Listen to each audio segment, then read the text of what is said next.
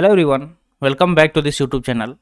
इस वीडियो में हम लोग कवर करेंगे कि जो हमारा भारतीय संविधान है उसमें विदेशी स्रोत क्या क्या है, यानी कि विदेशों से कौन कौन सा चीज़ लिया गया है, किन किन देशों से क्या लिया गया है, इस टॉपिक पे बात करेंगे। तो अगर आप किसी भी कॉम्पिटिटिव एग्जाम का प्रिपरेशन कर रहे हैं तो आपको पता ही होगा कि पॉलिटी कितना इंपॉर्टेंट रोल प्ले करता है। तो इस चीज़ को आपको अगर पता होगा इस चीज़ के बारे में तो आपके लिए एग्ज़ाम काफ़ी आसान हो जाएगा। तो चलिए वीडियो शुरू करते हैं। जल्दी से लाइक कर दीजिए और चैनल पर नया है तो जल्दी से चैनल को सब्सक्राइब कर लीजिए। तो यहाँ पे बोला जा रहा है कि भारतीय संविधान के विदेशी स्रोत, यानी कि जब हमारा संविधान निर्माण किया गया तो देखिए एक दिन में तो नहीं किया गया, पूरे संविधान को बनाने में 2 साल 11 महीना 18 दिन का टाइम लगा था। ठीक है, और टाइम इसलिए लगा था कि एक एक चीज़ अलग अलग देशों से लिया गया, कहाँ पे क्या अच्छा लगा, जो हमारे देश के लिए अच्छा हो सकता था, उन सब चीज़ों को चुन चुन के रखा गया। तो उसके बारे में ही हम लोग बात करेंगे। तो सबसे पहले हम लोग बात करते हैं कंट्री वाइज बात करेंगे कि जो ब्रिटेन है। ठीक है, तो ब्रिटेन के बारे में हम लोग बात करेंगे कि ब्रिटेन से क्या क्या लिया गया हमारे संविधान में। तो अगर ब्रिटेन की बात करें तो सबसे पहले संसदीय प्रणाली, जो पार्लियामेंट्री सिस्टम है, इसको ब्रिटेन से लिया गया। संसदीय प्रणाली है उसको लिया गया। अगला यहाँ पे दिया गया विधि निर्माण। ठीक है, जो विधि निर्माण है इसको लिया गया ब्रिटेन से। तो ब्रिटेन से क्या क्या लिया गया? संसदीय प्रणाली लिया गया, विधि निर्माण लिया गया, और अगला क्या लिया गया? तो एकल नागरिकता। क्या लिया गया? एकल नागरिकता। ठीक है, एकल नागरिकता लिया गया। ठीक है, तो संसदीय प्रणाली लिया गया, विधि निर्माण लिया गया और एकल नागरिकता लिया गया। ये सब कहाँ से लिया गया? तो ब्रिटेन से लिया गया। तो इसको रिपीट करिएगा ना 3-4 बार, आपको आसानी से याद हो जाएगा।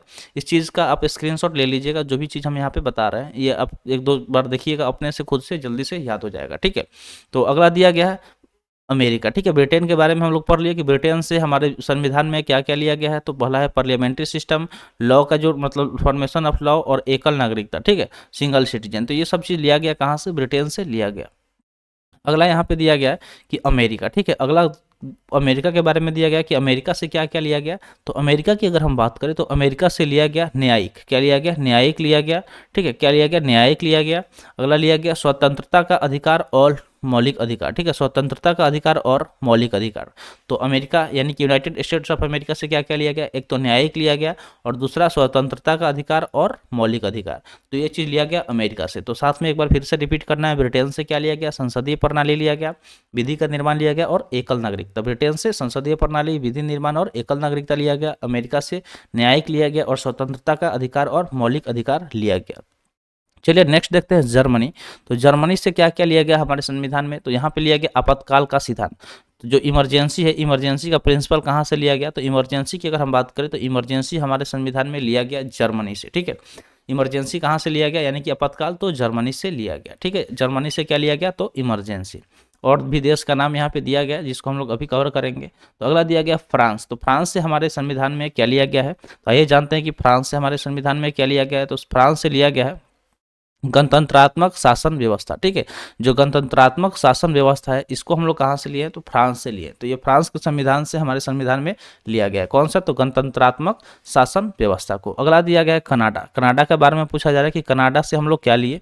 तो अगर हम बात करें कनाडा की तो कनाडा से हम लोग हमारे संविधान में क्या लिया गया? तो राज्यों में शक्ति का विभाजन। ठीक है, जो पावर है उसका डिस्ट्रीब्यूशन, जो भी राज्य है स्टेट में। ठीक है, तो स्टेट्स में पावर का डिस्ट्रीब्यूशन यानी कि राज्यों में शक्ति का विभाजन कहाँ से लिया गया? तो कनाडा के संविधान से लिया गया। अगला चलिए देखते हैं आयरलैंड। तो आयरलैंड की अगर हम बात करें तो आयरलैंड से हम लोग क्या लिए? तो नीति निदेशक तत्व। ठीक है, जो भी नीतिक निदेशक तत्व है, नीति निदेशक तत्व, उसको हम लोग आयरलैंड के संविधान से लिए हैं। ठीक है, तो ये सब सारे सोर्स हैं जहाँ से हम लोग हमारे संविधान में कुछ ना कुछ लिया गया है। अब चलिए बात करते हैं ऑस्ट्रेलिया। तो ऑस्ट्रेलिया जो देश है वहाँ के संविधान से हमारे देश में क्या लिया गया? तो ऑस्ट्रेलिया की अगर हम बात करें तो ऑस्ट्रेलिया के संविधान से हमारे देश में क्या लिया गया? तो ऑस्ट्रेलिया के संविधान से हमारे देश में लिया गया समवर्ती सूची। कौन सा चीज़ लिया गया? तो जो समवर्ती सूची है वो ऑस्ट्रेलिया के संविधान से हमारे देश में लिया गया। समवर्ती सूची कहाँ से लिया गया? तो ऑस्ट्रेलिया के संविधान से। अगला दिया गया दक्षिण अफ्रीका। तो दक्षिण अफ्रीका से हमारे संविधान में क्या क्या लिया गया, चलिए जान लेते हैं। तो दक्षिण अफ्रीका की अगर हम बात करें तो दक्षिण अफ्रीका से संविधान संशोधन की प्रक्रिया, जो हमारा संविधान है जिसमें हम लोग अमेंडमेंट करते हैं। ठीक है, तो जो अमेंडमेंट का प्रक्रिया है वो कहाँ से लिया गया? तो दक्षिण अमेरिका से। ठीक है, दक्षिण अफ्रीका से संविधान संशोधन की प्रक्रिया लिया गया। कहाँ से लिया गया?